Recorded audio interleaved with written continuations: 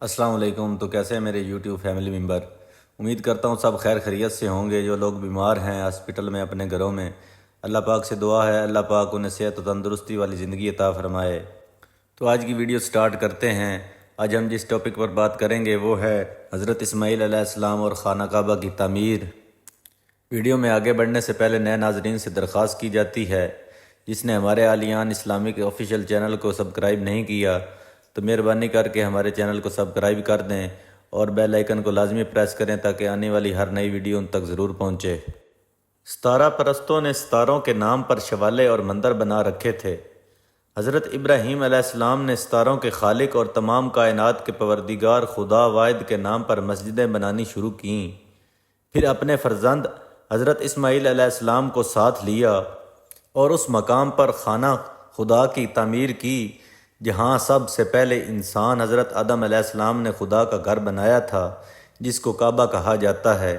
آدم علیہ السلام کی بنائی ہوئی یہ مسجد اگرچہ خاص اس مقام پر تھی جس کا درجہ کائنات روحانیت میں بہت بلند مانا جاتا ہے، وہ تجلی گاہ رب العالمین ہے، لیکن کئی صدیاں پہلے جب طوفان نوح آیا تھا تو یہ مسجد منہدم ہو کر ایک سرخ ٹیلے میں دب گئی تھی۔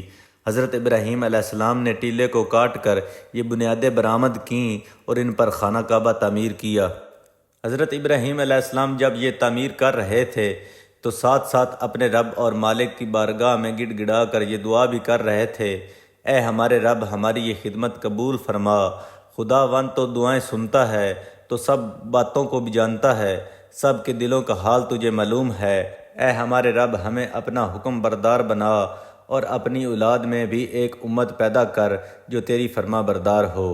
اے ہمارے رب، اے ہمارے پروردگار، ہمیں عبادت کے طریقے بتا دے اور ہماری جو کوتاہیاں ہیں ان کو معاف فرما، بے شک تو ہی معاف کرنے والا مہربان ہے۔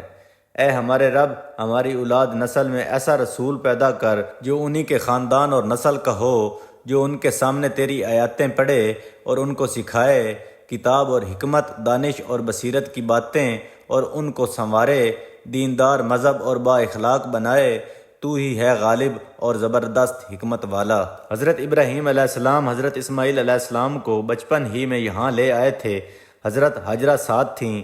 حضرت ہاجرہ اور حضرت اسماعیل علیہ السلام کو اسی جگہ آباد کر دیا تھا جہاں بعد میں خانہ کعبہ بنایا، اور اس وقت دعا کی تھی، اے ہمارے رب، میں نے اپنی کچھ اولاد اس بنجر میدان میں جہاں کھیتی کا نام و نشان نہیں ہے، تیرے واجب الاحترام گھر کے قریب آباد کر دی ہے۔ مقصد یہ ہے کہ وہ نماز قائم کریں۔ یہیں سے مکہ مکرمہ کی آبادی شروع ہوئی اور اس کے قریب منا مقام پر وہ واقعہ پیش آیا تھا کہ حضرت ابراہیم علیہ السلام نے الہامی خواب کی بنا پر اپنے اکلوتے بیٹے حضرت اسماعیل علیہ السلام کو اللہ کے نام پر قربان کرنے کا ارادہ کیا۔